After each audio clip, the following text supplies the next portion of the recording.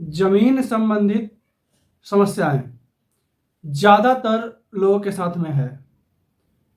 हर किसी का अपना अपना अलग अलग समस्या है और हर कोई अपना अपना अलग अलग समस्या का समाधान ढूंढने में परेशान है।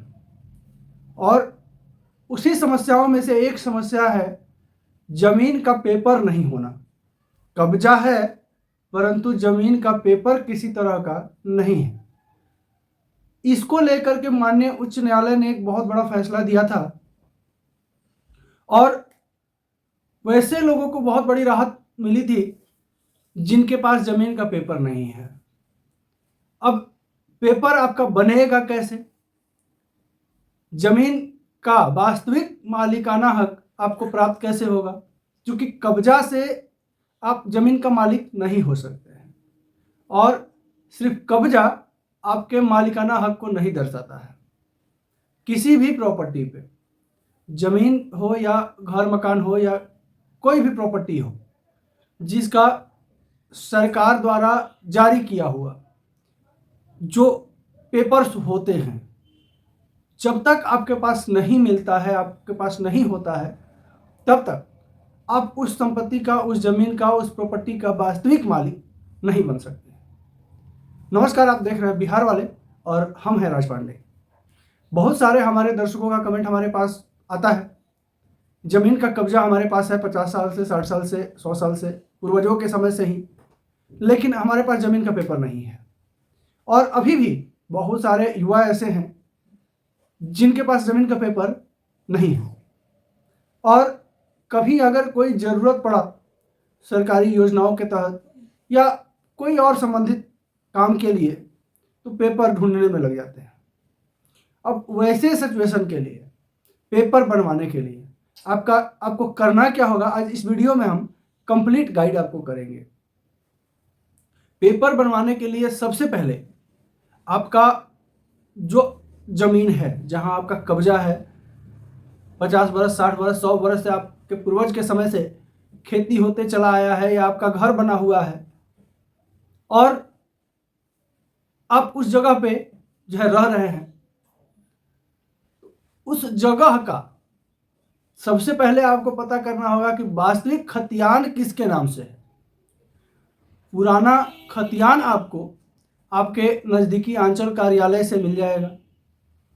अगर आपको प्लॉट नंबर, नक्शा उक्सा वगैरह कुछ भी नहीं पता है तो आपको अपने अंचल के अमीन से जाके मिलना होगा। कुछ पैसे खर्च जरूर होंगे लेकिन आपका समस्या का समाधान जरूर मिल जाएगा। तो उस पेपर जो है, उस नक्शा को जो अमीन से आप मिलिएगा तो नक्शा दिखाएगा, उस नक्शे के हिसाब से आपका प्लॉट दिखाएगा, आपके प्लॉट के हिसाब से जो जमीन का ओरिजिनल खाताधारी है उस खाताधारी के विषय में पूरा खाता नंबर, खसरा नंबर, प्लॉट नंबर, अमीन जो है आपको लिख के दे देगा। इसके बाद आप जो है कानूनगो से जाकर के मिलिएगा अंचल कार्यालय में या सीओ से मिलिएगा तो आपको जो है खतौनी निकाल के, खाता खसरा निकाल के दे देगा। अब उसमें जो है नाम किसी और का रहेगा, ये तो जाहिर है। अगर आपका ही पुश्तैनी जमीन है तो आपका पूर्वजों का रहेगा नाम, और अगर किसी और का जमीन है तो उसका नाम रहेगा। या सरकारी जमीन है, सरकारी किसी भी तरह, सरकारी जमीन 3 तरह का होता है, तो सरकारी किसी भी तरह का जमीन है तो उसमें सरकार का नाम रहेगा। अब उसके बाद अगर सरकारी जमीन है तो देखिए लंबा प्रोसेस है, थोड़ा समझना आपको जरूरी है, इसलिए ध्यान से सुनिएगा। सरकारी जमीन है, चाहे आम हो, खास हो, चाहे किसी तरह का सरकारी जमीन है, तो सरकारी जमीन जो है उसका बंदोबस्ती कब किया गया था यह आपको पता चलेगा DCLR ऑफिस से, कि बंदोबस्ती के द्वारा हम जमीन पे कब्जा किए हुए हैं या सरकार किस तरह से दिया है, या अगर किसी का जमीन है भी, कोई रैयती जमीन भी अगर है तो वो हमको आखिर मिला कैसे है। ये चीज़ आपको सबसे पहले पता करना होगा DCLR ऑफिस से, डिस्ट्रिक्ट मजिस्ट्रेट ऑफिस से आपको पता चल जाएगा। इसके बाद जो है आप DCLR ऑफिस में ही एक एप्लीकेशन दीजिएगा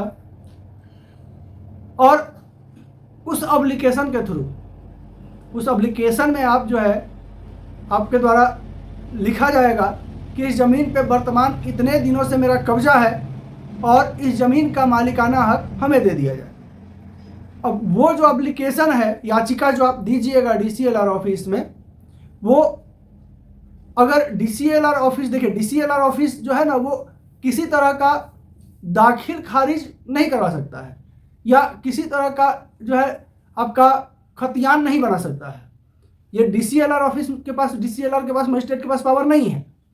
वो आपके एप्लीकेशन को भेज देगा सिविल कोर्ट में या आपको ही भेज देगा सिविल कोर्ट में। जब आप सिविल कोर्ट में याचिका दीजिएगा तो जिसके नाम से वो प्रॉपर्टी है, ज़मीन है, अगर सरकारी है तो सरकार का किस विभाग से कौन सा ज़मीन है, सरकार को सूचना कोर्ट की तरफ से दी जाएगी। अगर आम रैयती ज़मीन है किसी का, उनको सूचना दिया जाएगा।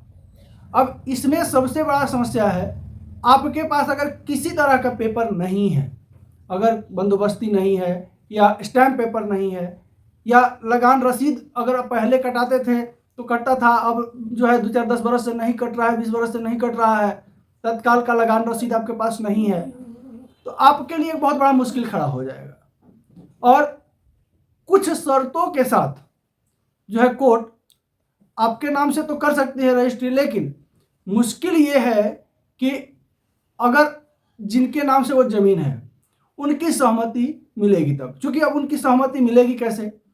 जिनकी ज़मीन है, चाहे वो सरकारी हो चाहे आम रैयती ज़मीन हो, जिस पे आप रह रहे हैं, कब्जा है आपका, वो फिर ढूंढेंगे कि हमारे द्वारा या हमारे पूर्वजों के द्वारा या हमारे विभाग के द्वारा इनको बंदोबस्ती कब किया गया था, किस तरह से ज़मीन इनको दिया गया था।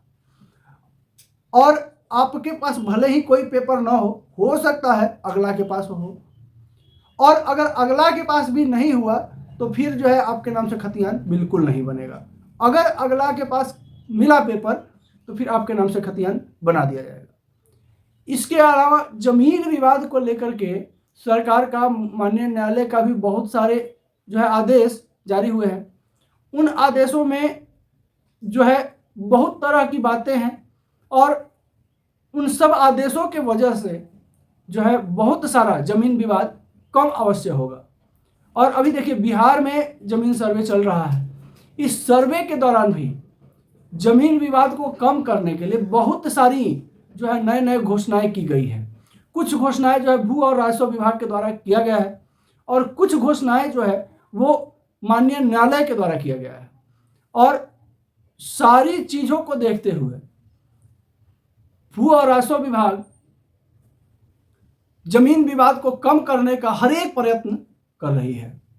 और बिहार में जमीन सर्वे अभी चल रहा है, सर्वे के दौरान भी बहुत सारे मामले जो है लड़ाई झगड़े विवाद के सामने आए हैं। और इन सब चीज़ों को देखते हुए सरकार ने जो है बहुत सारे आदेश दिए, जिसके पास पावर नहीं था उनको पावर दिया गया ताकि विवाद को कम किया जा सके। इसके अलावा माननीय न्यायालय का भी सख्त रुख जो है भूमि और राजस्व विभाग के लिए रहा है और न्यायालय भी जो है इस पे हर एक कदम पे पैनी नज़र बनाए हुए हैं, क्योंकि अभी न्यायालय में 80% मामला जो है वो ज़मीनी विवाद का ही चल रहा है। और न्यायालय ने ये भी कहा है कि जो भी ज़मीनी विवाद चल रहा है या हमारे पास है उसको जल्द से जल्द निपटाने का प्रयत्न किया जा रहा है। हमारे चैनल पर अगर नए होंगे तो इसी तरह की जानकारी के लिए चैनल को सब्सक्राइब करना बिल्कुल नहीं भूलें। साथ ही साथ वीडियो अच्छा लगे प्यारा सा लाइक कर दीजिएगा, वीडियो को शेयर करना बिल्कुल नहीं भूलिएगा, ताकि बिहार से निकला हुआ हर एक वो खबर जो हर किसी तक पहुंचना जरूरी है सभी के पास पहुंच जाए। नमस्कार, जय हिंद।